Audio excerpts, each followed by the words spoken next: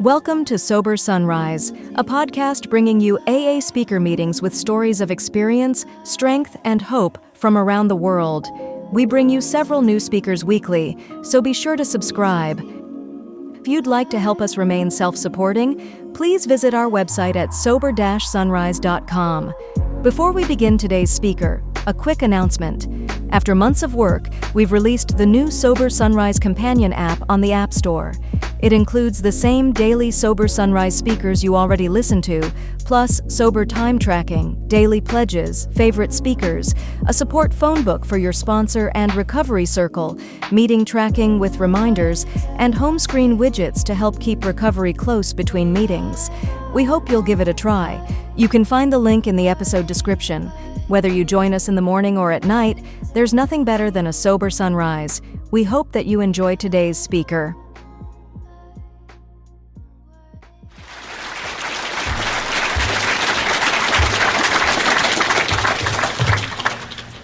Welcome, welcome, welcome. My name is Chris Raymer. I'm a very grateful recovered alcoholic. Honored to be here. That sounds like my knees.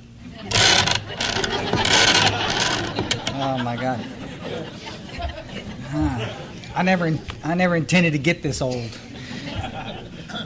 I am honored to be here. Y'all hear every speaker, they say the same things, but this has been a cool thing. We got a chance to come in a little early and got a chance to spend some time with my brother and from the podium, which is always fun for us to do. And I got to tell you, it used to be back a gazillion years ago when we speak, a couple $100 would get you anywhere. You could travel around and the tickets, and of course the expenses have just gotten so high. And I know anybody in this room that contributed and spent their hard-earned time and money to get us here. Thank you so much for doing it. It's been the honor. Who would ever have a chance to come see this part of the world? What a great chance this was, and to eat that fish. That was pretty good fish. And I don't know. We're going to have a chance to pay you back in international AA conferences in San Antonio. I live down there next year in July, in the heat of the summer, and y'all can come down and have heat strokes on us. And this is just whoever arranged the rain this weekend. I want to thank from the bottom of my heart, because we just stood out there like this and says, "God dang, it's just rain," And said, we don't see it in Texas right now. We're in the middle of a big old drought, so this is it's been a hoot to be here, and hospitality's great. Mark picked us up, and somebody else picked up ours. It doesn't matter, but I think he's taking us back to the airport in the morning, so I guess it does matter. Thank you. It's just an honor, guys, and I don't know, great hospitality. Y'all outdid yourself, and that's what this is about. I think I got to give you my little 10-second disclaimer, because I sure want to. Some of y'all were at the workshop that we did this morning and had an opportunity to spend a little time with us, and you kind of know where I come from. Some of y'all have heard CDs of mine. I've been sober about 21 years and been speaking from the podiums dang near that long, and those little CDs travel everywhere, and it's like you pick them up and you either like them or you hate them, I guess. But I want to tell you, I want to share some of my experience this evening with you for an hour, and I want to talk to you about my trek to Alcoholics Anonymous and what happened to me, and I'm going to share my experience. And it absolutely could be different than your experience, and if that's the case, then so be it. Boys, just like Myers said last night, I'm not here to argue with anybody. Bless your hearts. If you came to AA and you've been going to meetings every day since you've been sober, and you're still sober, and you've never worked a step, and you don't even own a big book, and you're happy, joyous, and free, rock on. How cool is that?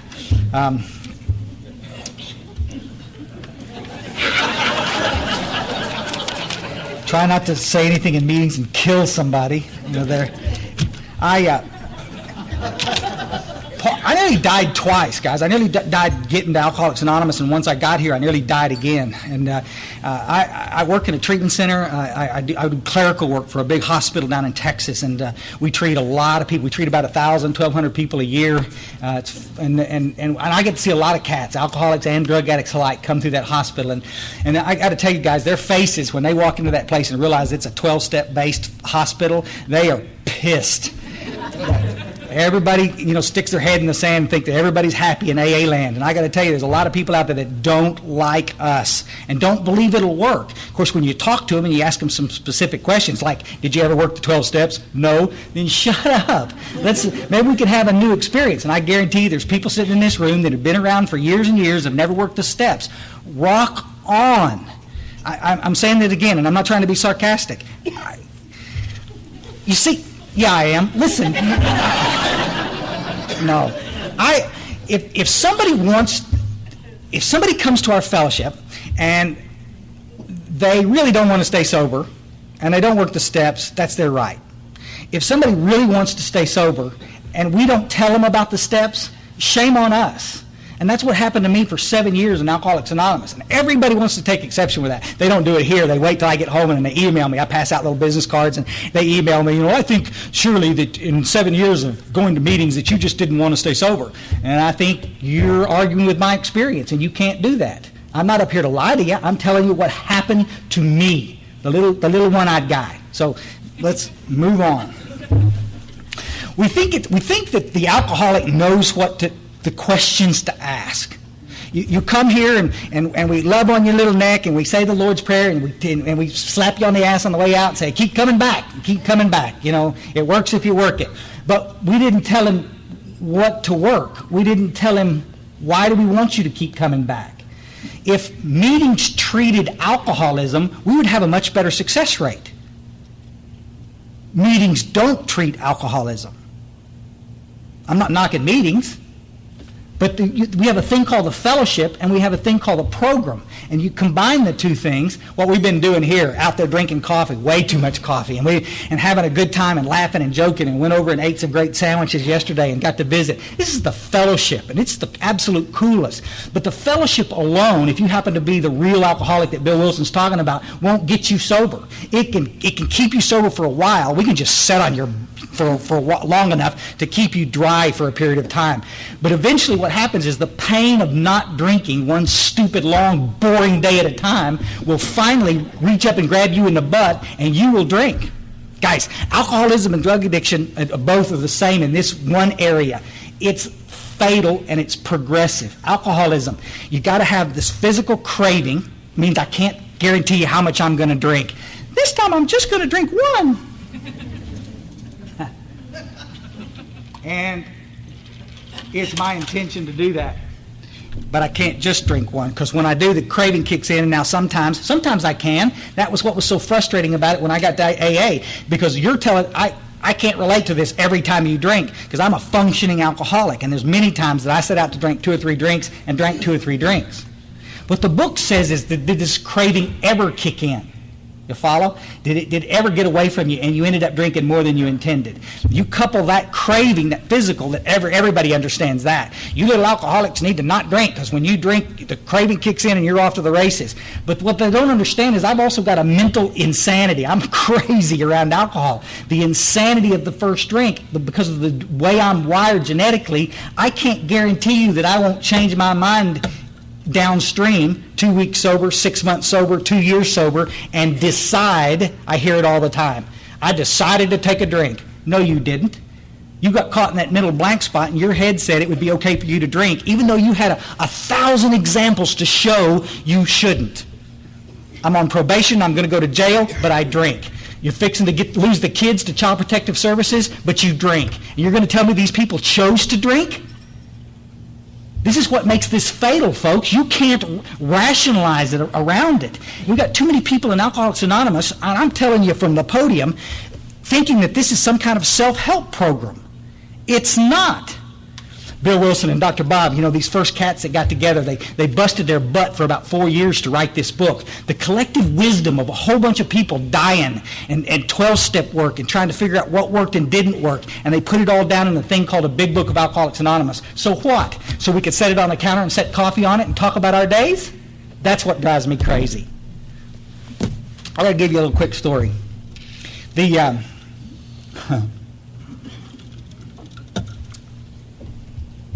And I think it'll put it in perspective. I'm coming back from I don't know, someplace over on the West Coast, Seattle or something. It was early morning. You know how you get on planes and the first one on and it's freezing in there, the first flight out. And I'm sitting down, and my prayers when I fly is not that we don't crash, because I know God's got me. I mean, if we crash, we crash. That's just the nature of the beast. I ain't going to feel anything. But my prayer is that there won't be any little kids sitting next to me. Y'all follow? I don't have a problem with little kids, except that they have a problem with me. And I get them, since this Pirates of the Caribbean crap came out. Yeah, see, I know you feel my pain when I'm saying this. We got the little beggars all lathered up with this pirate stuff. Now all of a sudden, you can't get near one without this pirate stuff. And yeah, you can laugh because you don't have to put up with it, but it drives me nuts. And I'm sitting there, and I don't have any little kids, and I don't know what to do. Where do you put the damn batteries? And how do you take them out other than that? And please God, please. I got an iPod years ago. I won one, and so it's God's gift to Chris Raymer, and I can zone out. I'm reading a book and an iPod, and I'm telling you, I'm sitting here in a seat, and the little guy's sitting. This little guy sits down, and I didn't see him, I didn't hear him, I smelled him. As a little kid, and oh man, 7 years old, little skinny guy, just like I was when I was a kid, like that. And I smiled, and he looked up and didn't smile. I freak him out, and so he's just kind of sitting there, and he's looking really uncomfortable, and the wind's blow, the air conditioner's on like that. He's freezing his butt off, and he's looking around because he doesn't know what's going on. I says, "Buddy, you want me to turn that air off?" And he looks up, and he says, "Could you?" And I turned the air off. And we got started flying. Anyway, the flight attendant comes by and a big, some peanuts and some orange juice, and I'm reading and listening and noticing in my little head that he's watching me. He's not really actually watching me. He's watching my peanuts and my orange juice. You follow? Freaking me out. And I'm watching this. Y'all realize I'm saying I can't see out of this eye at all. You guys could be naked and I wouldn't know it. Well, maybe I would. Naked and on fire, but this little geese, and he's got my curiosity now, and I'm looking at him, and he's looking at my drink. I said, "Little buddy, do you want an orange juice and some peanuts?" Because he's looking uncomfortable, and he says, he got that little look on. He said, "Yes, but," he says, "I don't have any money." Yeah. Listen, I don't like you, little guy, but I'm going to take care of you. My heart melted. Kids get under my skin line, and I tell you, I got the flight attendants jumping. He had a pile of potatoes big enough to choke a horse, and we got just everything that he needed. Orange juice, you want one like this? And I got the little big grin on his face. My new best friend. Y'all understand? This is exactly like Alcoholics Anonymous. This is exactly what happened to me. I'm 7 years in Alcoholics Anonymous, and I don't have a clue what you people are about. All you got is a bunch of stupid one-liners. Did he say that from the podium? Half-truths taken out of context, and a whole bunch of war stories, and I don't understand this. I want to know if I can get up in the morning ever in my life and not want to take a drink. But we're not going to talk about that because we're too busy trying to fix your relationship again. See, we assume that the little newcomer knows what to ask, and when they're uncomfortable, and they don't. They just sit there and nod their head and smile just like I did. Listen to one more war story of yours. Oh, how fascinating to hear about your DWI. One more time. And then one day I just sit out in the parking lot in my truck, and I can't get out and I can't come back in because I ain't going to sit there one more time and listen to that stuff again. And I go out and I drink and I come back, and of course it's my fault. Well, you just didn't want it bad enough. Excuse me? Did anybody ever tell me how to get sober? Didn't even know what a big book was. Now listen, I'm preaching to the choir. I've talked to a bunch of y'all this week, and a lot of you guys are doing the work. I know some of you are fidgeting in your seats right now. I'm going to tell you something, folks. Worldwide, AA's in trouble. Worldwide, people are not staying sober. Worldwide, people that had long-term sobriety are losing that sobriety and coming back into treatment. Man, I've been at that hospital 16 years. We used to didn't see anybody with long-term sobriety come back in there. Now all of a sudden, I bet a quarter of our patients in there had 10-plus years of sobriety and had lost it. Why? Because the people simply stopped doing the work out of the big book, stopped working with others. They got sick again. This thing called a spiritual malady, guys, is as real as it can be. And if you're an alcoholic, you're going to have this spiritual malady. That's what brings me back to the drink. Big Book talks about it on a dozen pages, but especially in the doctor's opinion up front and on page 52, it talks about irritable, restless, and discontent. How many of y'all can get down with this? When I'm not drinking, you with us? I'm a couple of weeks sober. I'm a 2-week wonder, guys. I've done it 1,000 times. Oh my gosh, I can stop on a dime. Good-looking girl like I was just fixing to quit. Because I can quit. I can detox quick, and I'm done. And 2 days later, hot damn, I feel great. I'm at the gym again. I've signed up for another health club, that I'm never going to pay off. Oh my gosh. I've cleaned the apartment. I've done everything. I've got the car. You with us? Oh, I should have done this years ago. This sobriety is the bomb. You follow?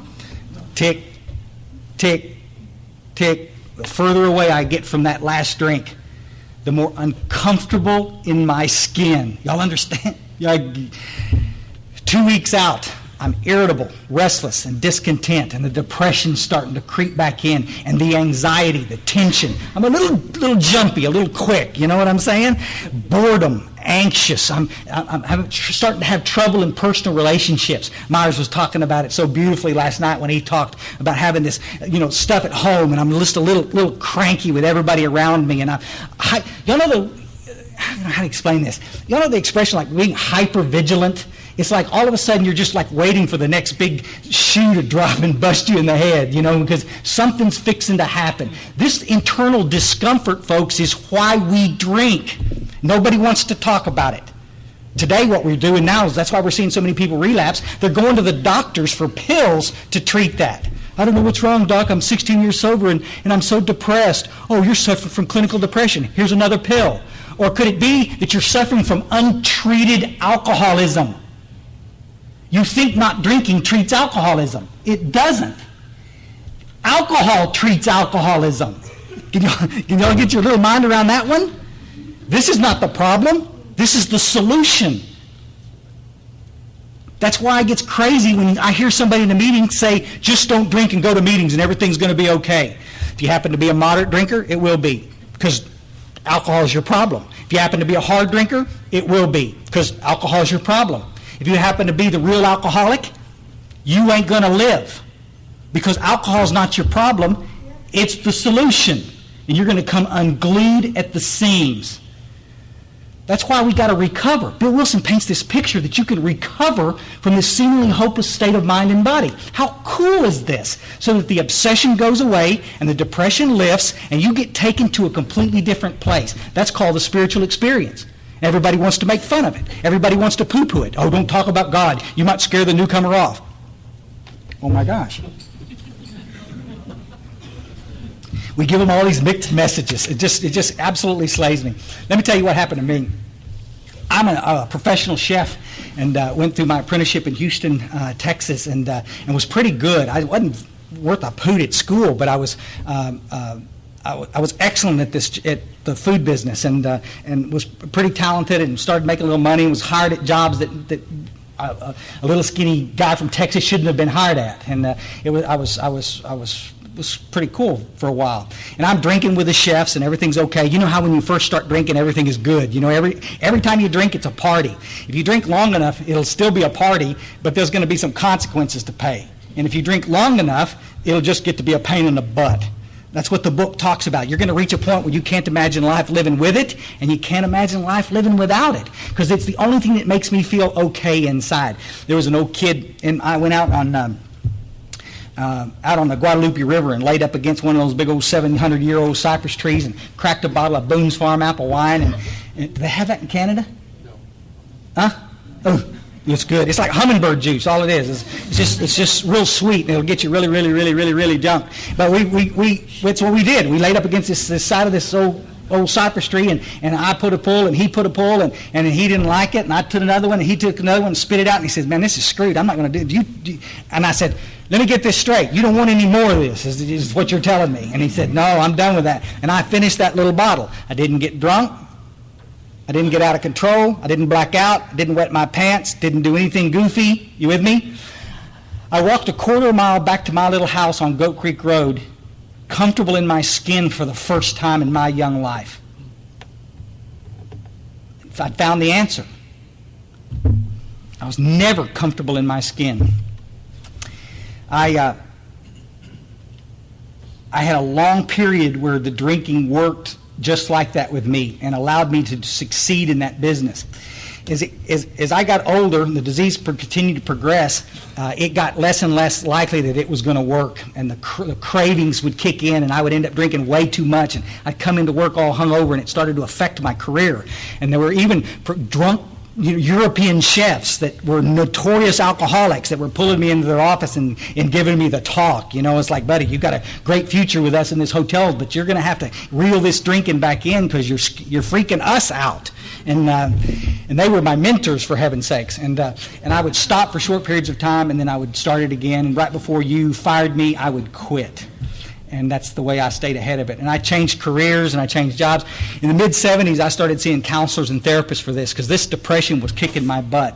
At a point, the alcohol will stop working, and that's what it was doing with me. And I'm drinking to stay alive. I'm drinking to kind of get well, but it's not doing what it used to do. So the counselors, of course, are trying to take care of this business and giving me the stuff I need, and every other one are giving me another diagnosis. I was talking to some of you this today about the diagnoses, and I'm not knocking any of that, but my problem was not bipolar disorder. It was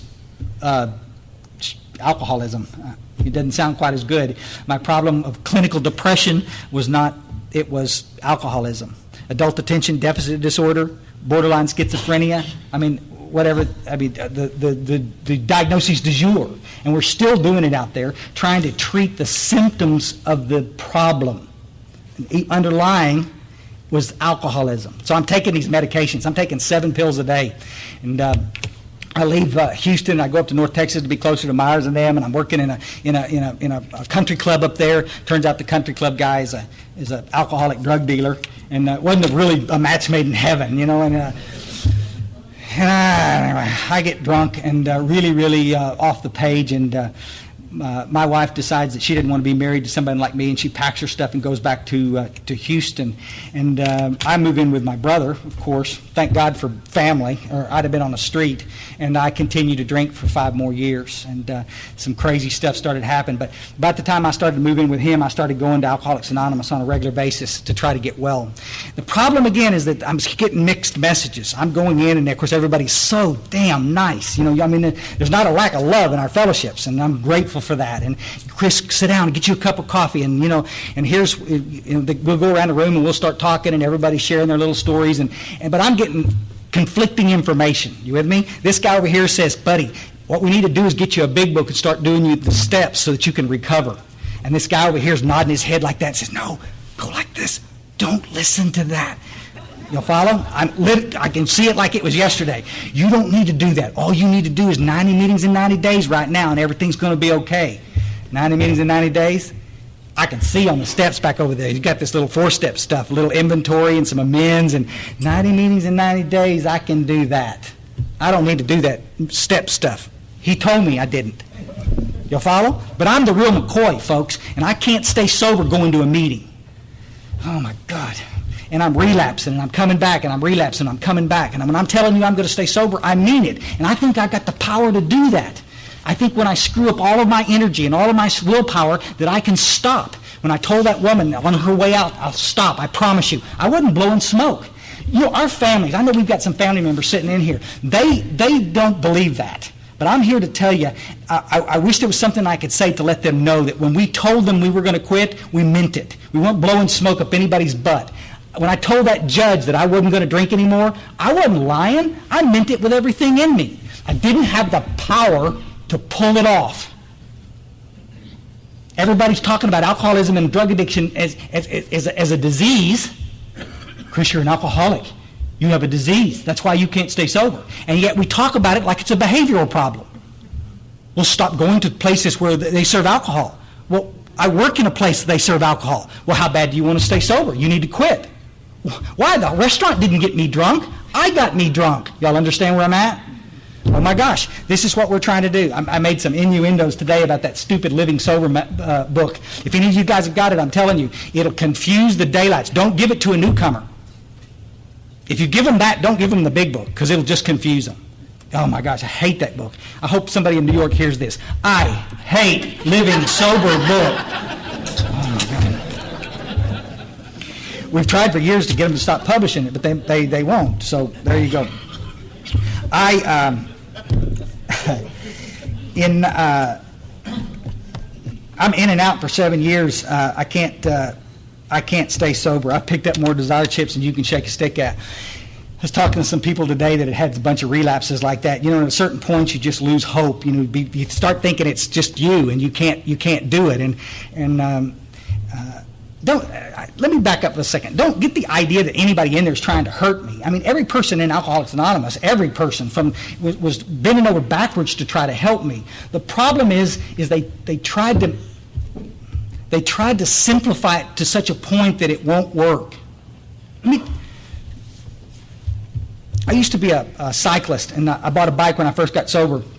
And some of my heroes in the program were big bicyclists, and we went all to the bike shop together, and they said, we're going to fit you out in a bicycle. And so I got a bike, and the guy that was selling me the bike, he looked at me, and of course any of y'all could see I look like a little bird. I'm a little skinny guy, and all of the guys I'm with are these big beefy, you know, studs. I don't know what to tell you. They're all just great guys, but they were all bigger than me. And I'm sitting there, the little skinny guy, and I've got those little stretch pants on, looking really uncomfortable. And he said, "Buddy, I'm going to do you a favor. I'm going to change your gear ratio around so I'll give you some different gears than them, because it'll be easier for you to push." And I just thought, you know, that's such a great idea. Thank you for being that considerate.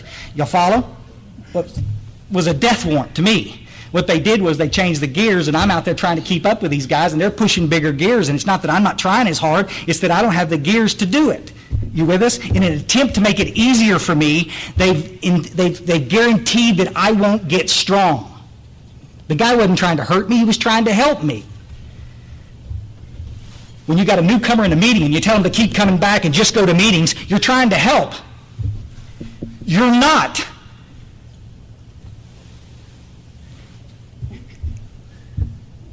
Because if he's the real alcoholic, he's going to die.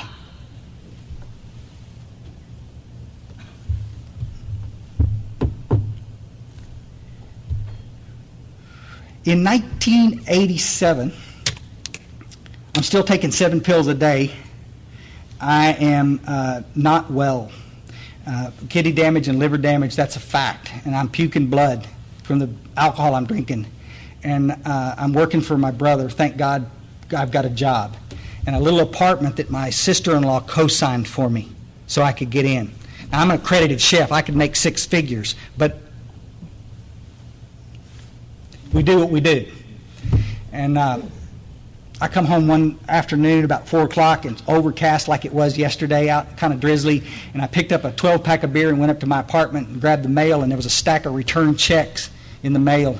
And oh my gosh, and I knew that I'd done some damage, and I looked, and the rent check had bounced, and some personal checks to some people had bounced, and here I was again. I'm 35 years old, and I've bankrupted another checking account. And I am so sick of this. My father was a wonderful man. He was an alcoholic, but he raised a good kid. And I am not that kid. I've become something that I don't like. And I'm not. I was sitting on the floor because I didn't have any furniture. I'll never forget. And I got up and fed the ferrets. I had a couple little ferrets, and I fed them a big old sack full of food, and went to the medicine cabinet, took a couple of bottles of pills down, and tried to commit suicide. I'm a close family, guys. Lots of love in that family. There's nothing romantic about this. You know, goodbye. I didn't want to feel this way anymore. I have let the world down so many times it's not even funny. And the biggest person I'm letting down is me.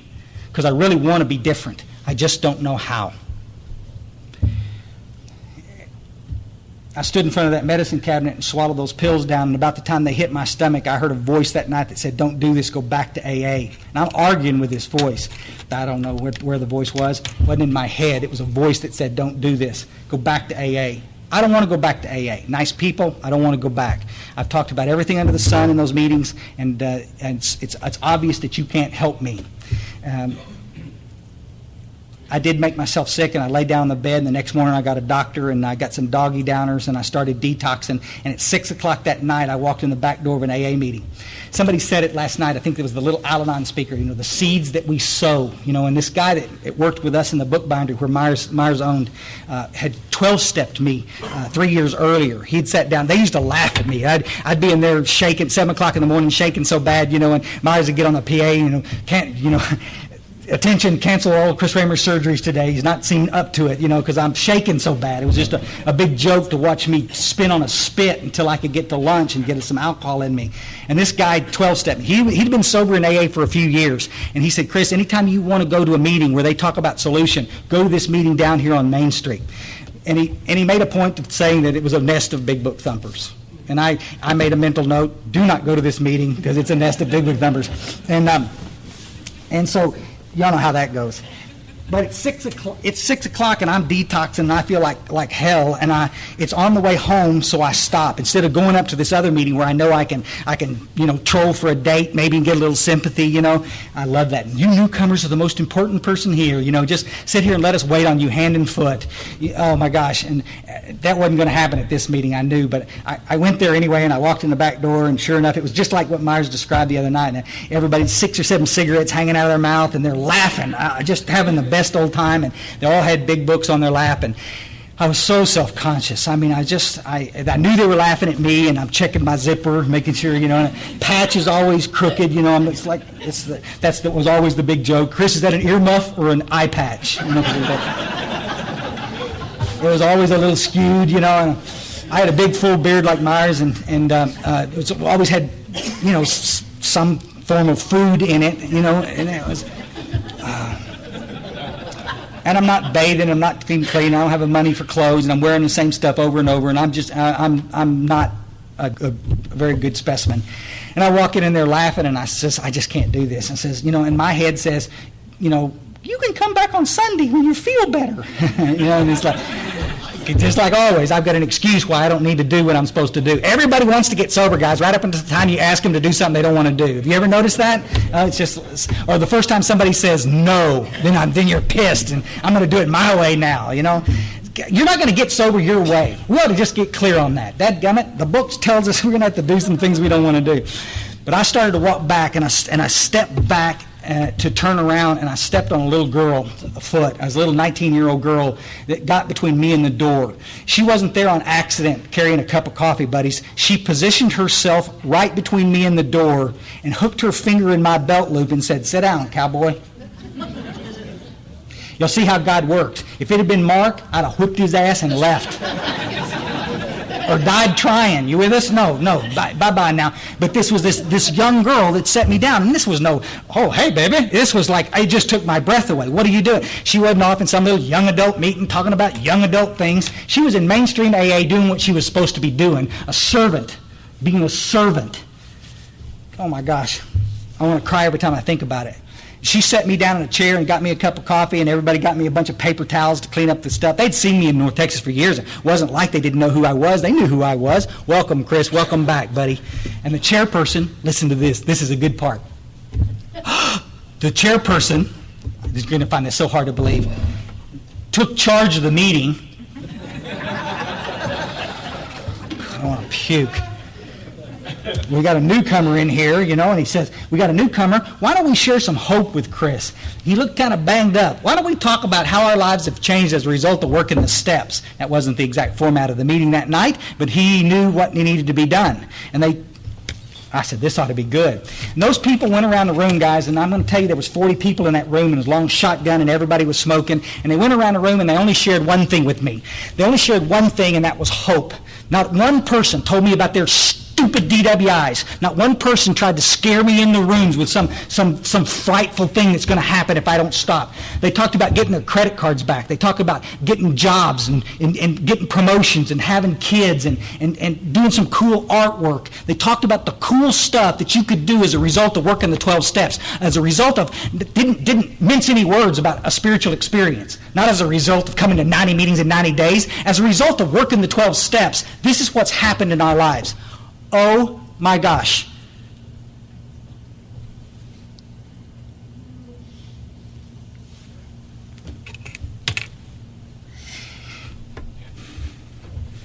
I hear people from the podium, I don't remember my first meeting. I remember that meeting. It took my breath away. For the first time, a room full of people started to do what the big book asked them to do. They started pulling me with a vision of how cool life could be in sobriety. I got people in here rolling their eyes now. Well, it's not all about that. Yes, it is. It's not about not drinking one day at a time. It's about having a cool life, about recovering. This guy came up after the meeting and he said, Chris, are you done? You picked up a desired chip, but I got to ask you because the book asked me to ask you, are you done? And after some conversation about what one day at a time meant, I said yes. And they said, we're going to show you how to do this. We're going to show you how to have a changed life. The next day they were on my doorstep knocking. Somebody followed me home that night to make sure I made it okay. Somebody went out of their way to follow me home to make sure I was okay. And the next day, that same kid was on my doorstep making sure I was back at the 10 o'clock meeting because they knew I wasn't coming back. Y'all follow? I was going to make another excuse why I couldn't come back. Maybe Sunday I'll come, with us. Knocked on the door. They dragged me back up there like that. And I was okay. I went to the meeting, and it was another cool meeting. And we talked about some miracles. It was a pretty cool thing. People say, well, you think AA should be a pep rally? Yes, I do. Our meetings are. I'm sorry that your formats don't allow that. But our meetings don't allow the other kind of meetings to take place. Oh my gosh. It was a pep rally. And I said, man, this is the coolest. We got in the back room. They said, Chris, you got a problem with God? And I said, absolutely not. Guys, I used to eat out of dumpsters in Houston, Texas. I knew there was a God or I would have died. As I'm fighting the cat for my chicken, I can assure you I knew that there was a power watching out for me. I didn't have a problem, and we didn't sit there and say, well, go read these 2 chapters and let's make a list of what you think God looks. They said, do you have a problem with God? No. Let's get on our knees and do a 3rd step prayer where we're going to ask God to be our director and our Father, and then God's going to remove the difficulties to show you, and so that you can come back in and help us carry the message of hope. How does that sound? That sounds like a great idea. We got on our knees and did a 3rd step prayer, went and got lunch, came back. They gave me a notebook, says, let's start working on that old 4th step. That's a little quick, don't you think? He said, all right, Chris, just start making a list of the people you hate. Can't you do that? He said, yeah. And your name's going to be the first one on there. Y'all need to hear this. These guys understood. Like, I'm not knocking this. These guys understood what this is about. I know some of you didn't get 12-step this way and you've managed to stay sober. Again, I'm proud of you. But what these guys understood is that selfish and self-centeredness is the root of the problem. And if Chris Kramer didn't get busy and get out of his stupid little head, he wasn't going to stay sober. Y'all understand that? Self-pity is what kills alcoholics. Everybody wants to talk about resentment, but it comes out as self-pity. Poor me. And it's not safe. I'm telling you, self-pity was my problem in 1987, and 21 years later, 55 years old, self-pity is still my problem. And I got to stay out of it, and that's why I continue to work the steps. And these guys knew that. They had me, Chris, we need somebody to answer the phones tonight. Well, you answer them then, buddy. If you need somebody to answer the phone, Chris, what are you doing? You got something else to do? No. I'm going to go to the 6 o'clock meeting, and I'm going to go home and lay down. Well, it's fine. Come to the 6 o'clock meeting, and you can help us answer the phones. It was a big club, they're an AA club, and the phones never stopped ringing. And the person that was supposed to answer them was sick, couldn't do it. They wanted me to do it. You with us? Been around AA for 7 years. I knew the drill. Buddy, I don't know if I can do this or not. I don't know. What do I do? He says, buddy, they're just usually looking for a meeting schedule. Answer the phone. And the phone rang. Ding, right there. And I'm sitting there like, no. And they just went like this. Phone rings. Will follow? It's put up or shut up time, guys. It's time to stop talking about wanting to get well and getting well. And we got way too many people out here taking care of business so that nobody else has to do anything. It's time to let everybody participate. They got me a job. I said, shit, what do I do? This They answer the phone the way we showed you. Answer the phone. Turns out I knew the person on the other end of the phone. That's how God works. Oh my gosh. I said, buddy, she said, is that you? I said, yep, it is. Got sober. You know.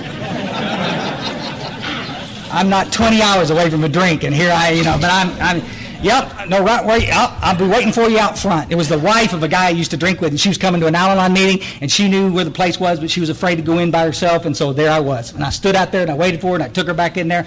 Y'all with us? Walked back up to that phone room, had a little jacket, pulled up the pants a little bit. I handled it. I took care of it. Don't worry about it.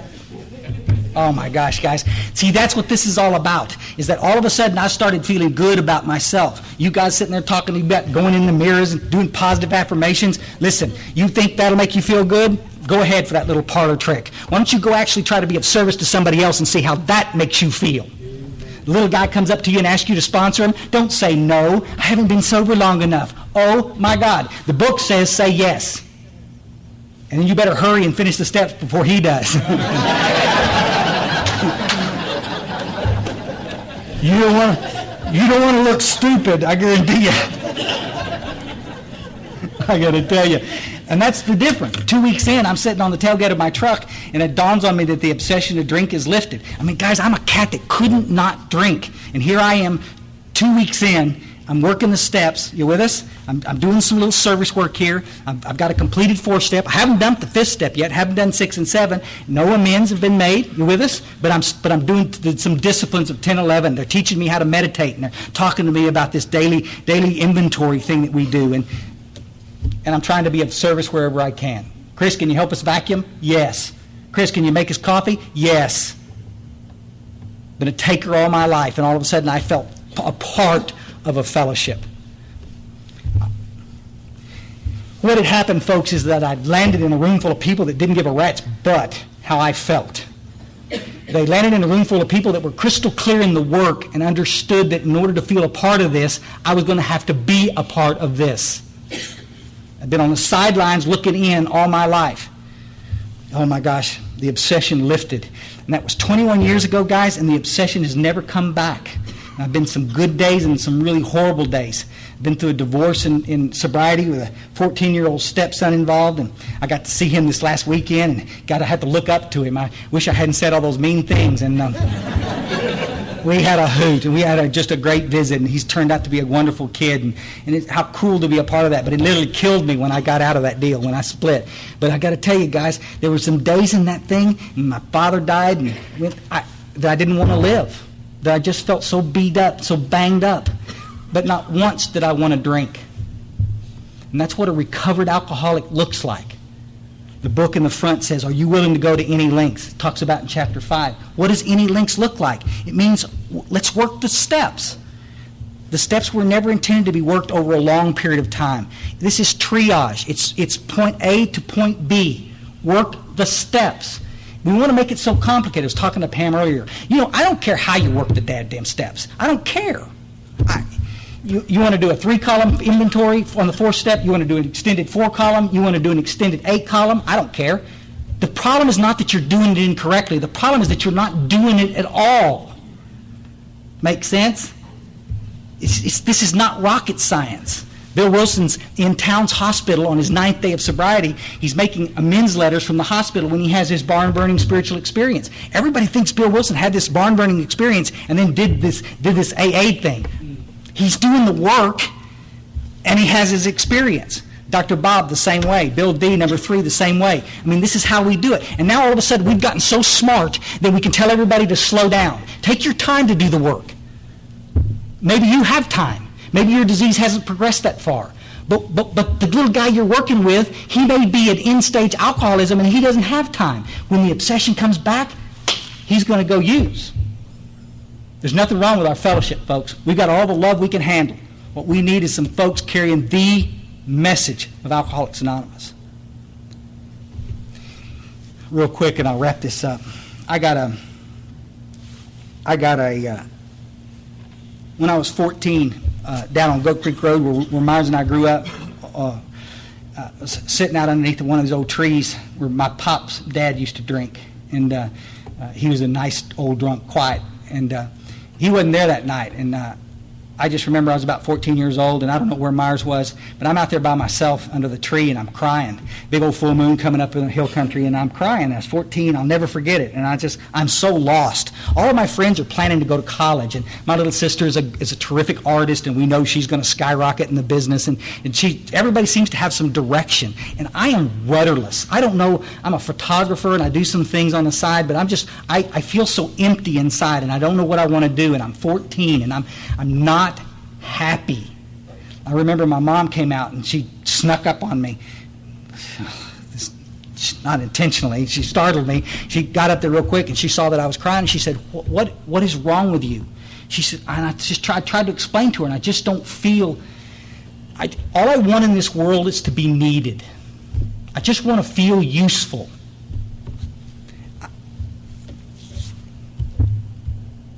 In 1987, I'm sober about 6 months, and I'm over at this other AA club. I've gone to a 6 o'clock meeting at this other place. Now I'm over at the 8 o'clock because I got nothing else to do. My social calendar's a little like nothing. And I've gone to an 8 o'clock meeting, and there's an old geezer over there, and this guy named ML, and he's long. He was like 30 years sober then. And he's washing coffee cups. You follow? Everybody else is downstairs smoking and chasing and doing all the things that we do in AA, and I'm up there helping this old guy pick up coffee cups. No big deal.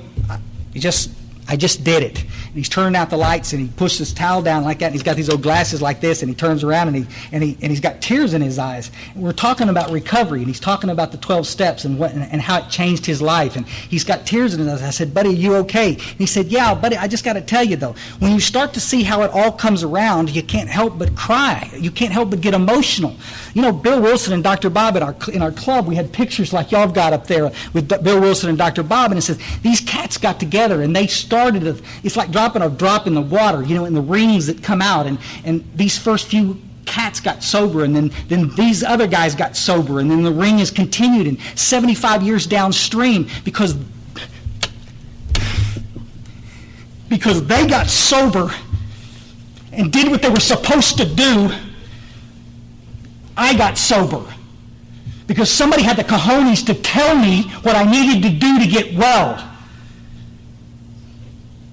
If I would have it. And if I didn't, they could pat me on the butt and send me out. But at least they were going to give me the tools. And ML and them were giving the message to me. And then I'm turning around, and 6 months in, I'm already sponsoring a guy. And he can see how this ring is widening. Everybody wants to come to treatment, guys, and they want to talk about all the damage they did. We've got a consequence list. All your drinking, and this is the damage you did, and all the people you hurt. Doesn't that make you feel bad? Yeah, like it's going to help you stop drinking. Makes me want to puke. Think about just by you not drinking one day at a time. Your awakened spirit. Think how many people we're helping. People you don't even know that are going to gravitate to you because you're not drinking today. Your families, your kids that are going to get healthy. The cycle that's going to be broken. Simply because you stood up and became responsible. A responsible member of a fellowship. Not just somebody sitting in the rooms taking up air. Actually doing the work. A soldier in the trench. ML looked at me and said, buddy, I loved you so much. Thank you so much for being a part of this. We need you. I remember thinking every time I hear it, guys, the best we can do in most of our meetings, we do it tonight, is keep coming back. Keep coming back. I'm going to tell you something. We need you is light years away from keep coming back. And that's what I got to say. I'm going to end with it. I'm going to say just the same thing that Myers said last night. All of you geezers in here, you little old buckaroos that have stood around this fellowship and stayed and kept coming back and guided us in our meetings and kept us out of the toilet, I'm going to thank you from the bottom of my heart for continuing to do that. All you little big book thumpers that brought a big book in and tried to bring a topic and try to bring it back and get it on track when it started to derail, knowing that you were going to piss somebody off because they wanted to talk about their day. Thank you for doing it. Every one of you women in this room, I concur exactly with what Myers said. The number one email I get from all over the world is, where can I find women to work with? Where can I find strong women that understand what this program is about? There's lots of sober women. They know all about hugs and kisses and where to buy bath oil, for God's sakes, but they can't tell you how to finish a 4-step. Y'all follow? For the women that know how to finish a 4-step, and they don't have a problem getting in the middle of it, thank you. Thank you for sticking. You young people that didn't get scared out of the rooms by some smug son of that should have known better and didn't, thank you for staying. This program is not separate for everybody. This is, why, by God, we just read it on page 17. We have a common problem. It's called alcoholism. And we have a common solution. And it's the 12 steps and the necessary spiritual experience. It's all we can ask. The cats that get in the trench with us. I did a 100-mile bike ride one time, and we started out 18 of us, and it got cold, and by the time we finished, there was only 6 of us, and 6 of us finished it. We finished it at 10 o'clock at night in a freezing rain. Came off these bicycles and all sat around the table together, got in the sauna and looking at each other with tears in our eyes, and because we'd done something pretty epic. We'd been out there on that road falling and busting our butts all day. You with us? We had a common experience. That's what ties us together. We finished it. We finished the commitment. That's why if I see him in town, we don't have to say a word. All we do is look at each other and smile, and we know exactly what we're smiling about. You'll follow? It's time to get in the trench, folks. Stop standing on the sidelines, taking everybody's inventory. Get in the trench. If a meeting's going down the toilet, let's look at the formats. It's not the personalities. Let's look at the formats and get in there and see if we can change those formats that won't allow us to sit around and just talk nonstop about our days. Do we need some of those meetings? Absolutely. The big book talks about it. Do we need 7 a day? 15 a week? No. We need some places to get together and study the literature. And you guys get in the trench with us, and I guarantee you, I got biz cards out. We always stay in touch. I give my last name from the podium because I want you guys to be able to contact me. Let's all stick together. If you're ever having problems and you think I can help you in any way, you let me know, because I assure you, I'll be calling you. Thank you for letting me come up here. Thanks.